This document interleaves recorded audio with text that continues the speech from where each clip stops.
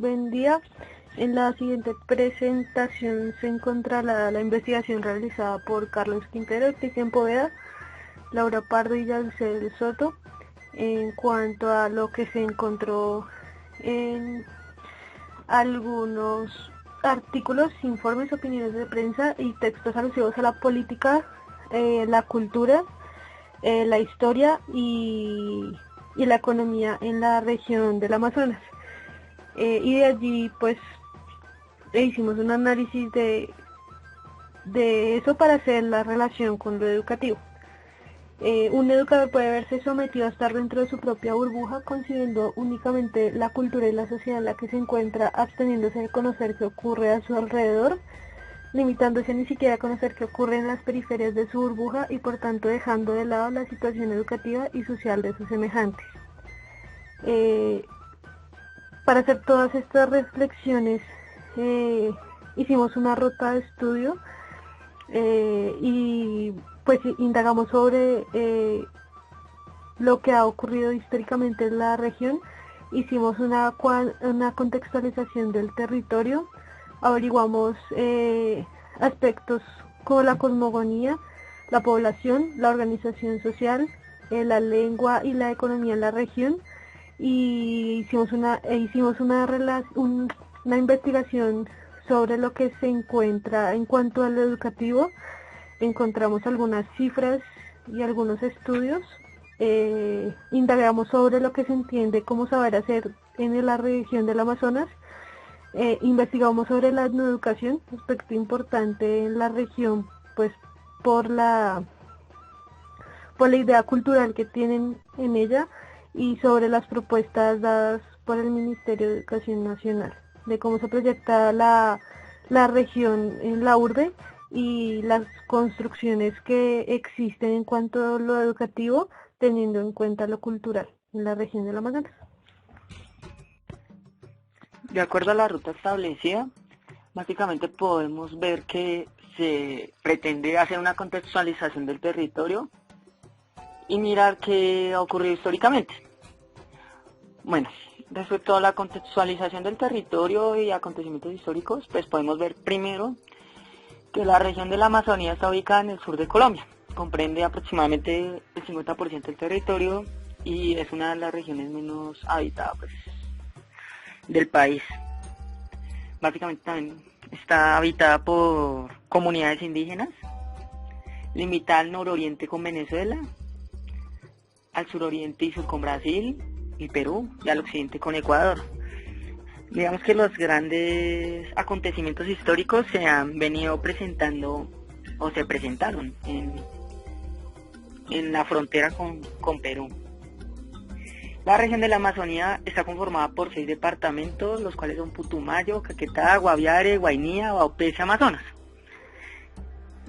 Digamos que la urbanización se ha presentado más en territorios como lo es Putumayo y Caquetá. Los otros pues no están tan urbanizados y por ende pues digamos que allí habitan un poco más de comunidades indígenas. Entonces la Amazonía, por lo que dije anteriormente, está ligada a esos dos procesos: a un proceso de colonización, que es el proceso de espacios tanto rural como urbano, y a un proceso económico y social. Ese proceso económico y social es el de que vamos a hablar acá en esta ruta que estamos presentando. Entonces, básicamente, lo primero es identificar esos problemas en la región por los límites. Entonces, el problema principal es con Perú. La disputa territorial desde lo histórico estaba con Perú. Entonces se da desde la disputa territorial por la explotación del caucho en el territorio. Entonces aquí es donde aparece la mercancía como caucho, en donde en el siglo XX, los indígenas resisten a esa civilización y a esos cambios por la explotación que se quería generar. Pero aún así se empiezan a generar unas colonias en Putumayo y empiezan a importar y a exportar. Entonces aquí es donde aparece lo de la caza arana, que es donde empiezan a importar y exportar con respecto al caucho, que era lo que en ese momento económicamente estaba, digamos, dando dinero. Después de eso, pues se empieza a hablar de un colonialismo y una globalización que beneficie un poco más al Estado y afecte las periferias. Entonces con eso, digamos, los espacios pues empiezan a ser reducidos para las comunidades indígenas por la concepción que ellos tenían desde lo económico. Entonces la explotación económica para ellos tenía que generar un equilibrio. De hecho, la educación digamos que se parte en dos cuando se habla de lo económico. ¿Por qué? Porque ellos buscaban educar a los sujetos para, pues digamos que mantuvieran esa estabilidad, y digamos que a eso van ligados los mitos y las leyendas de lo que se hablará más adelante. Eso va en relación a la cosmogonía. Básicamente iría por ese lado, la primera parte, que es lo histórico. La población pues se establece y empieza a trabajar sobre la agricultura, la cría de animales y el transporte fluvial. Eso en el entre siglo XIX y siglo XX. Ya después, o sea, un poquito más para acá, pues digamos que lo que le importa al Estado es poseer las tierras.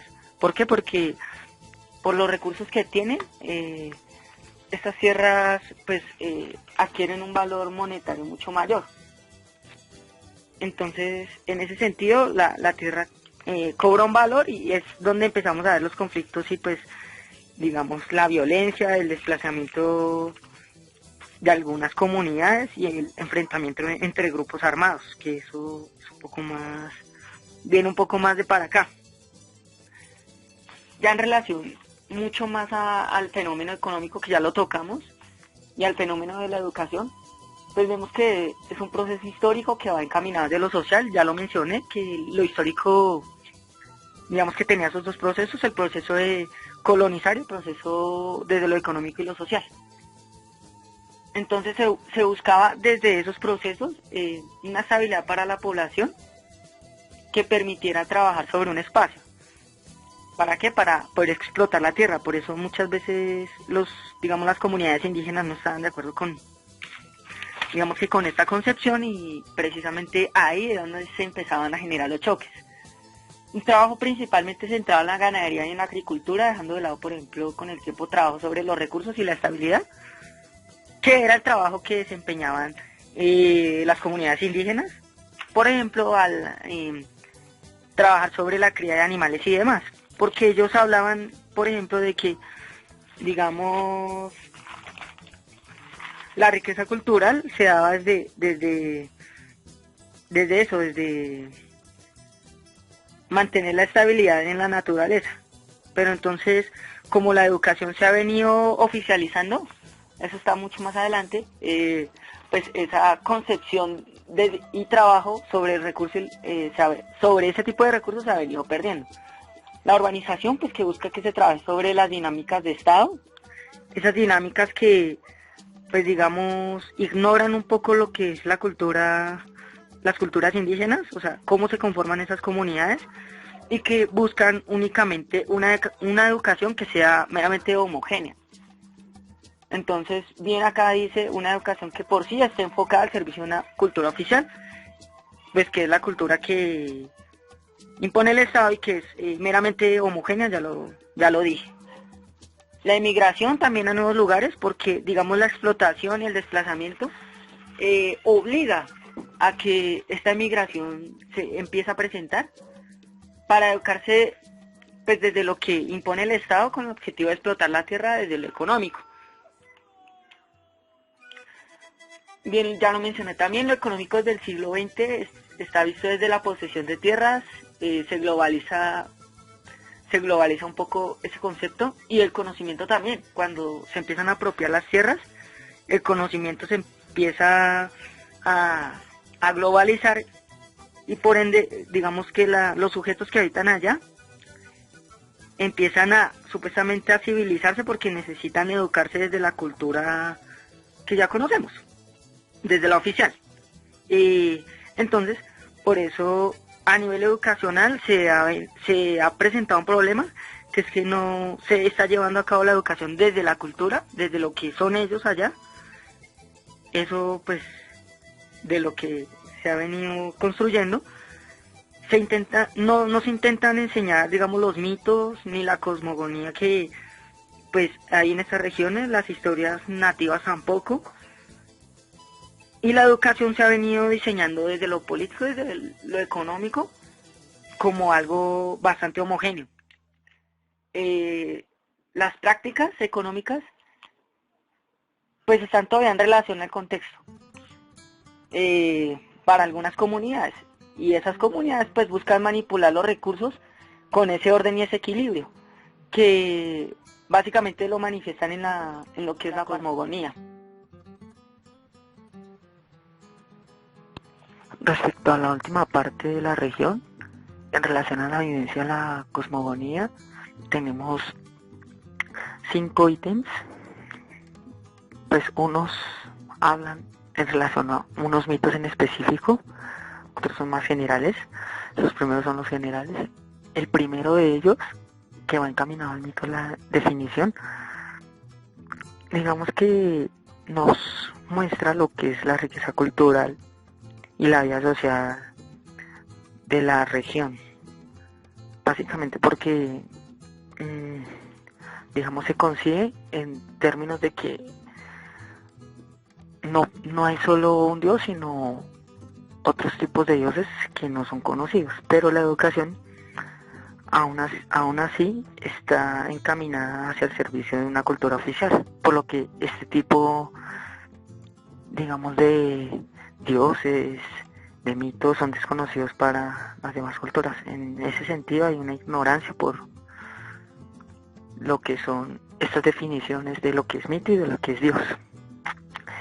La valoración y extracción de los pueblos indígenas haría referencia casi a lo mismo. Entonces, es como, digamos, por ejemplo, en relación al idioma, no es utilizado, por ejemplo, los idiomas de ellos para educar.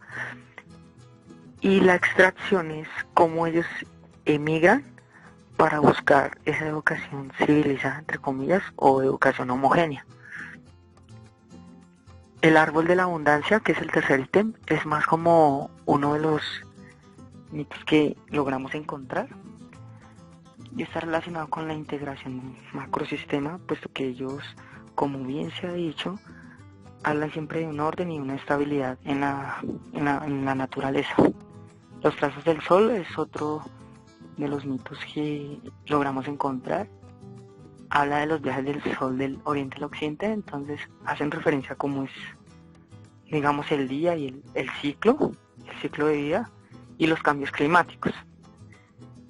Y por último, la serpiente ancestral, que es, digamos, una figurita como la que señalo con la flecha, o como esta, en donde se crea básicamente la representación de un dios que, digamos, les va a brindar algún tipo de significación.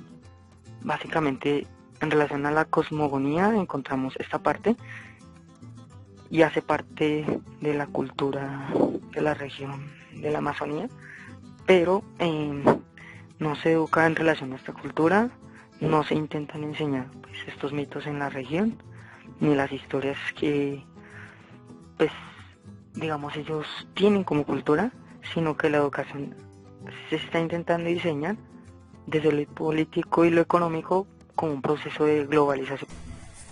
Bueno, en relación a los datos de la región amazónica, entonces encontramos que se encuentran 48 grupos étnicos, ocupando el 53.3% de los grupos del país, de los grupos étnicos del país, siendo una de las regiones con mayor diversidad en Colombia. Esta tabla y esta información es rescatada de la página que se muestra en la parte inferior de la pantalla.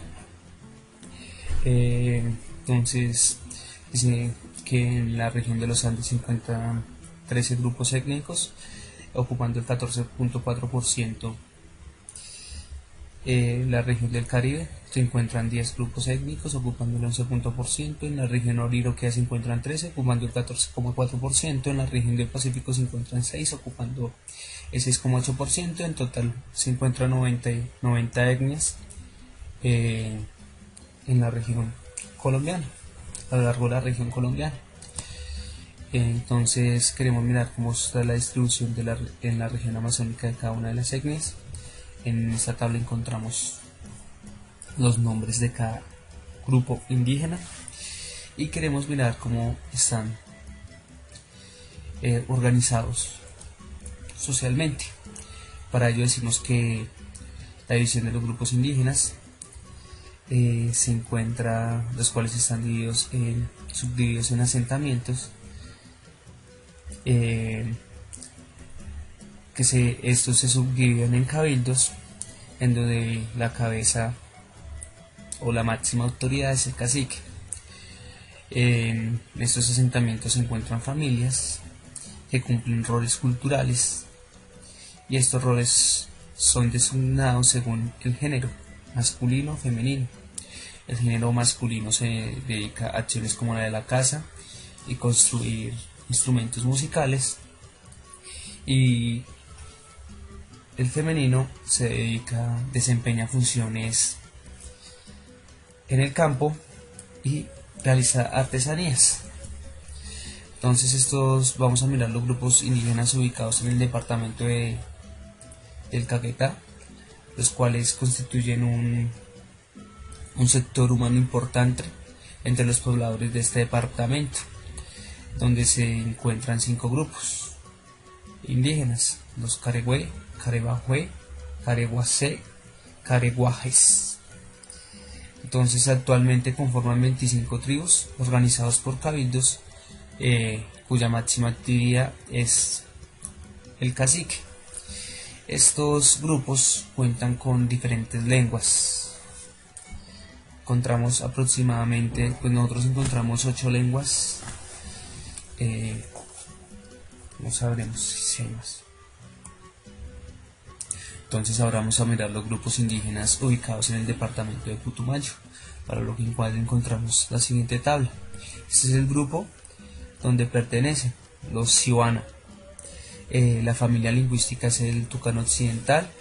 Están divididos en 5 asentamientos. Están ubicados en el río Putumayo. Y estas son la cantidad de familias que encontramos. Seguimos donde se encuentran el grupo Careguajes.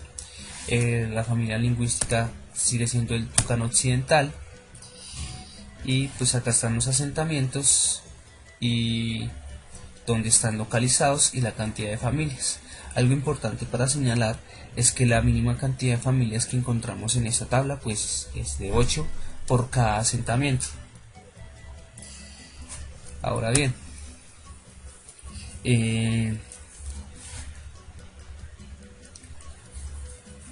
miramos que esta familia también tiene el Tucano Occidental como familia lingüística, y que hay una familia que está sin clasificar. Encontramos 2.251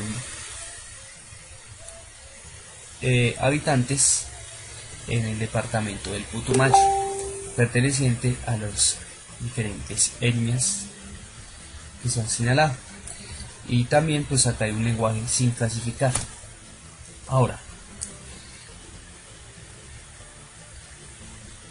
Ahora de los grupos ubicados en el departamento de las Amazonas, los más numerosos son los Ticuna. Tienen como familia lingüística el Ticuna. Están los Huitotos, que tienen como familia lingüística el Meneca, Niponé y el Murui. Y este lenguaje de los Yuguas es un lenguaje sin clasificar.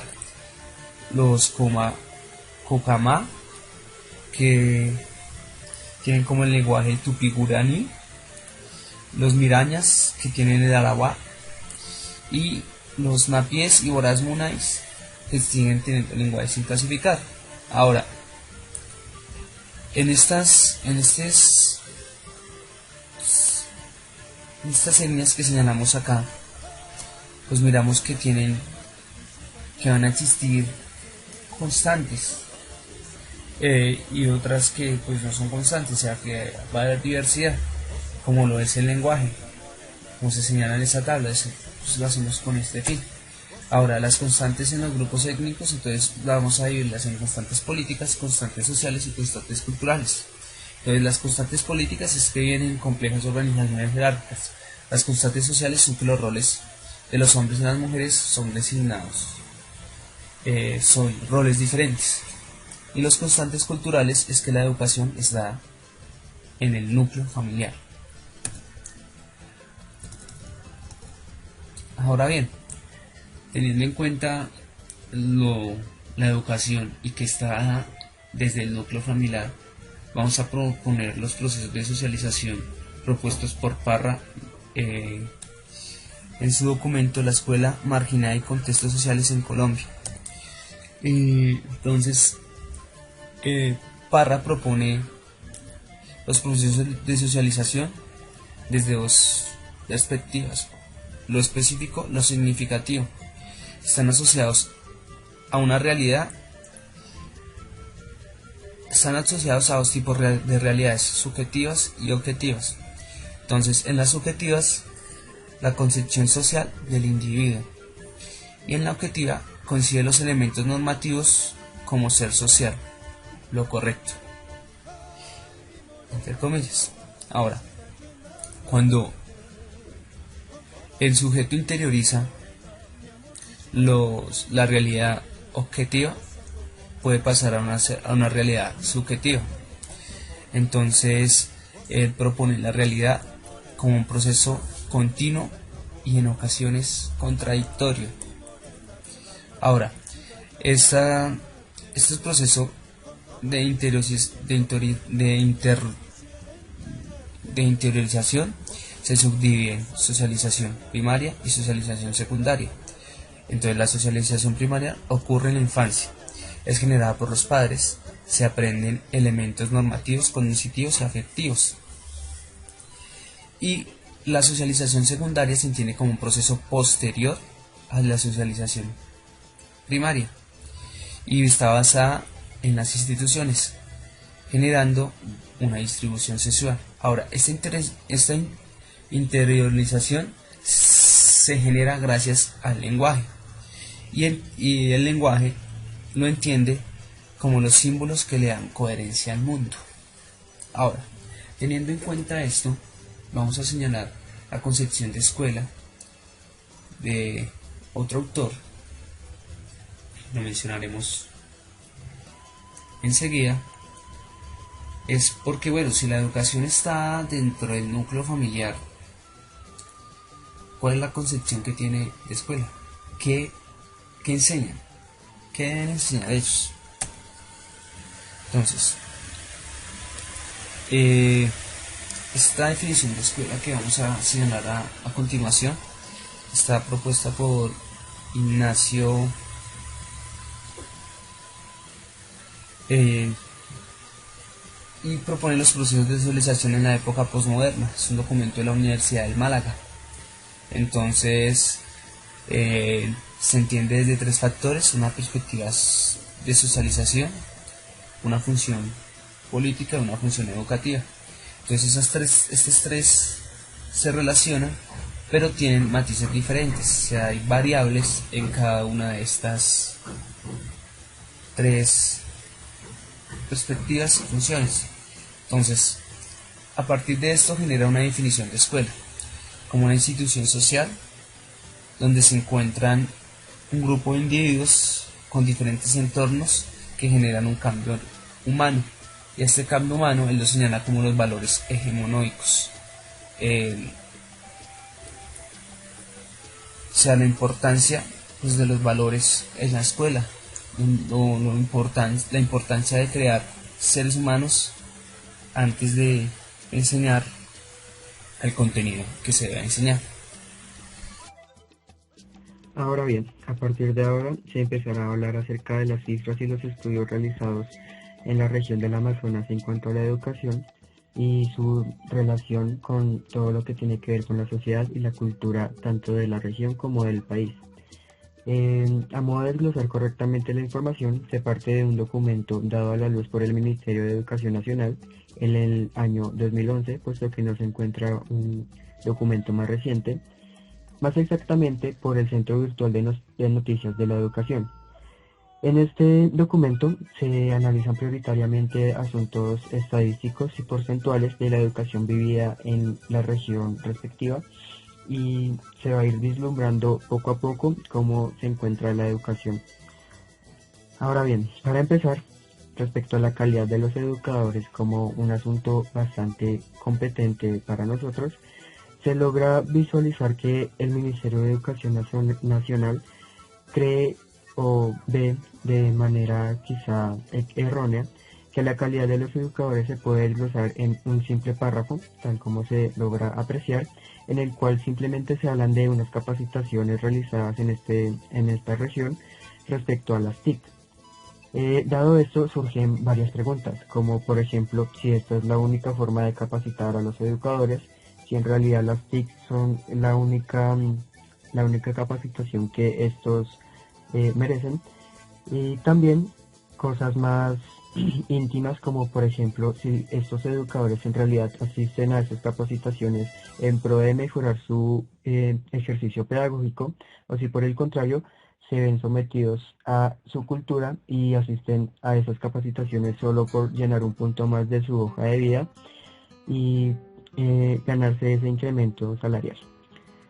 Seguido a esto, como se ve en la diapositiva puesta, se ve también un desarrollo social o un crecimiento económico según quien lo vea, tal como se logra apreciar en la matrícula de estudios superiores realizada tomada por los estudiantes de la región del Amazonas. Más del 80% en muchos departamentos estudian programas tecnológicos y técnicos profesionales, 63%, 62%, cifras bastante altas en comparación con los estudios universitarios, en donde la única región, bueno, el único departamento que gana la contienda es en el Caquetá, en donde los programas universitarios tienen más vigencia que los programas tecnológicos. Esto se logra evidenciar la tecnificación que está corriendo por parte de la región, además de que se presume que estos estudiantes están acercándose a estos programas tecnológicos en busca de un salario y oportunidades económicas para ellos mismos, pero no se ven en la necesidad de ilustrarse académicamente. Siguiendo con la idea, se logra apreciar en cuanto al desarrollo social o crecimiento económico que los programas técnicos y tecnológicos ganan la contienda de manera bastante alta. Por un lado, por los CERES, que son los centros educativos de las regiones, y por otro lado del SENA, que está bien animado por parte del gobierno, no solo en esta región, sino en todo el país. Y como bien es sabido, esta institución, como el SENA, tecnifica bastante las carreras o los proyectos llevados a cabo en él. Los estudiantes graduados en el Amazonas que quieren entrar a la educación superior prefieren entrar a los programas técnicos y tecnológicos, presumiblemente por las posibilidades económicas que estos les puedan facilitar. Pero esto no es todo, puesto que también, tal como se puede observar aquí, en esta región las universidades y estudios universitarios en pro de sacar sujetos profesionales están muy por debajeados, tanto así que los departamentos como Guainía y Guaviare no cuentan con universidades públicas. Entonces, un sujeto de estrato popular, de barrio popular, tal como se presume que hay bastantes en esta región, no cuentan con los suficientes recursos para pagar una universidad privada y por tanto se van a estas instituciones técnicas y tecnológicas, además de claramente querer incrementar sus ingresos económicos.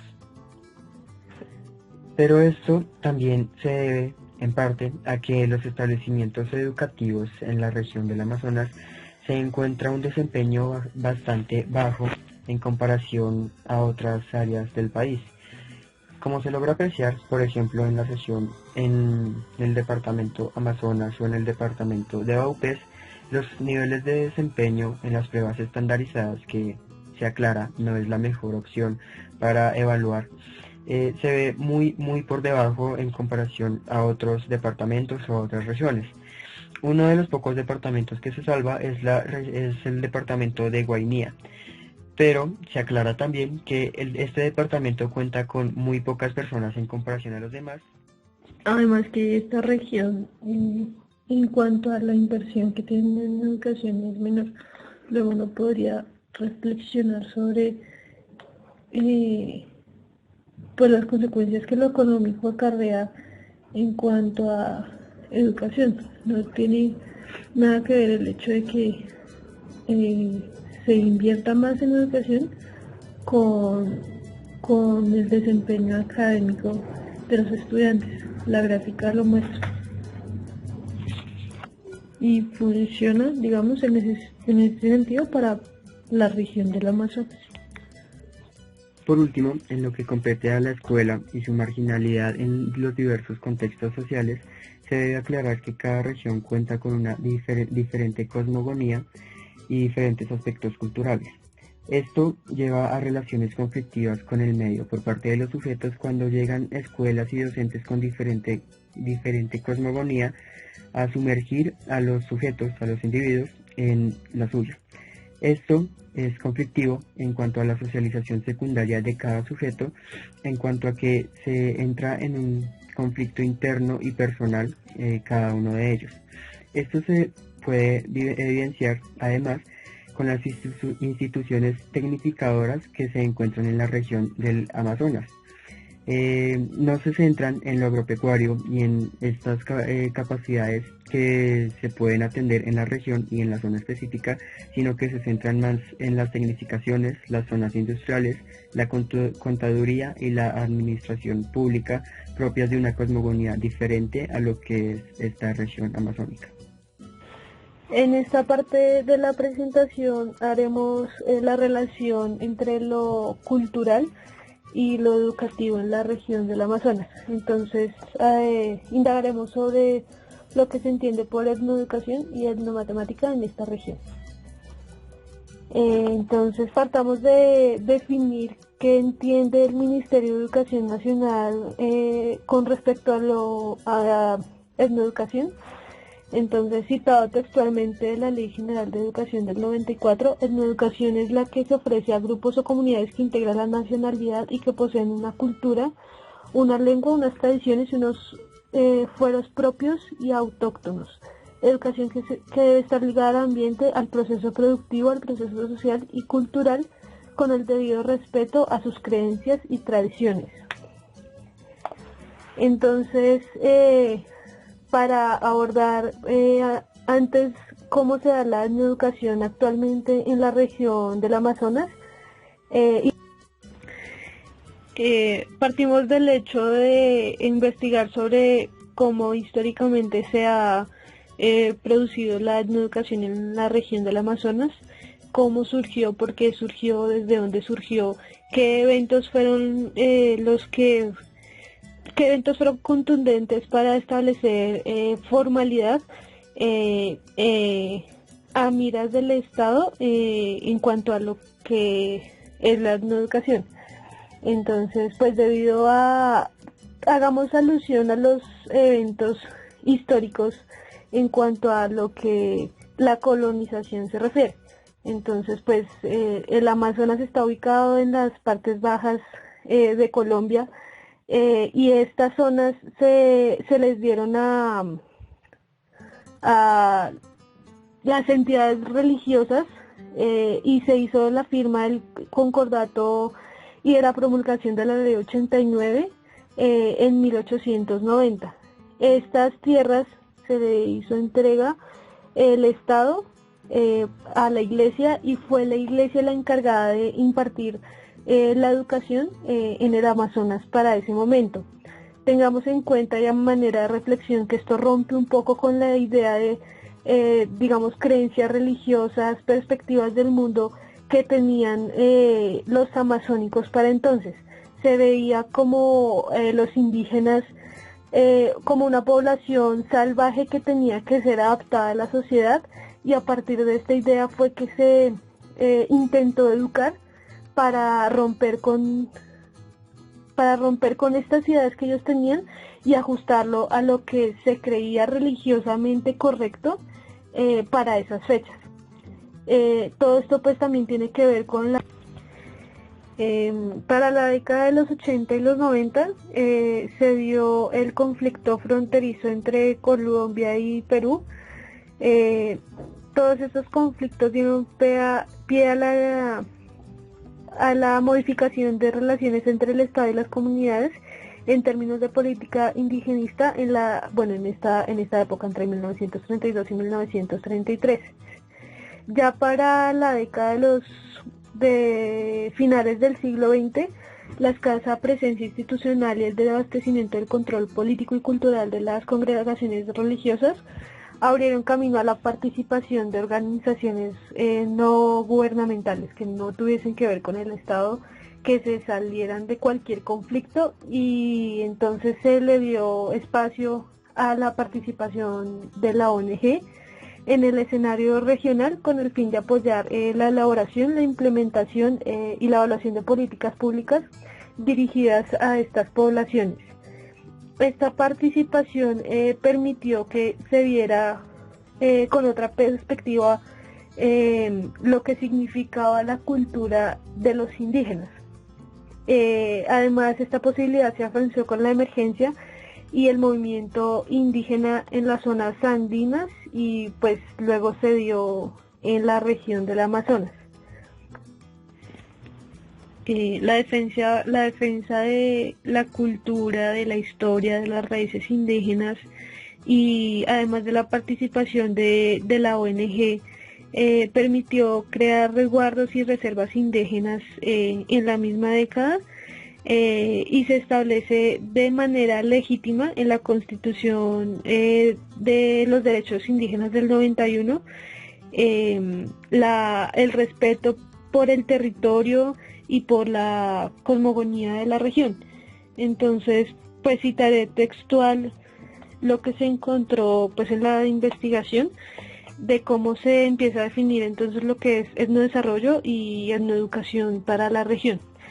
Así, discursos como el de etnodesarrollo y por supuesto el de la etnoeducación que previamente habían inaugurado, al lado de otras perspectivas intelectuales y políticas, una novedosa forma de transformar y considerar la existencia de la alteridad en América Latina, fueron retomados y considerados dentro de los objetivos y marcos operativos de diversas instituciones interesadas en el desarrollo de programas de diversa índole en la región. Entonces, pues a partir de esta participación se empieza a hacer revisiones de lo que legalmente estaba.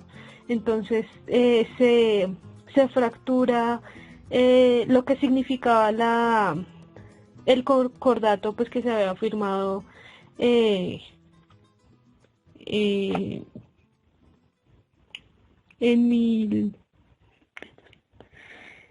1890 se hace el estudio de este concordato y se empieza a crear una organización en cuanto a lo que curricularmente se entendía para la educación en la región Amazonas, y se crean escuelas comunitarias y programas que respetan las perspectivas culturales y políticas que los indígenas tenían. Esto da pie pues a crear la definición de etnoeducación, etnodesarrollo en la región. Entonces, en relación a la etnomatemática, nace como una imposibilidad antropológica de explicar las matemáticas en grupos con diversidad. Tiene como objetivo ver los conceptos matemáticos que circulan en la cotidianidad. Las matemáticas que se practican en grupos culturales identificados tales como las sociedades, tribus nacionales, grupos indígenas, laborales, niños, ciertos rangos de edad, clases profesionales, entre otros. Esto lo propone Dec Ambrosio en 1996. La matemática, la etnomatemática, la definición de etnomatemática que nos propone él. Esta fue una síntesis de lo que el grupo investigó sobre la región Amazonas en cuanto a lo educativo, histórico, social, cultural y económico en la región. Recordamos que los datos que aquí se dieron pues tienen fechas no tan recientes, oscilan entre el 2010, 2011. Luego las reflexiones aquí dadas pues no tienen tanto fundamento porque no existen documentos recientes con respecto a la educación, sobre todo en el Amazonas. Muchas gracias por la atención prestada. Eso es todo.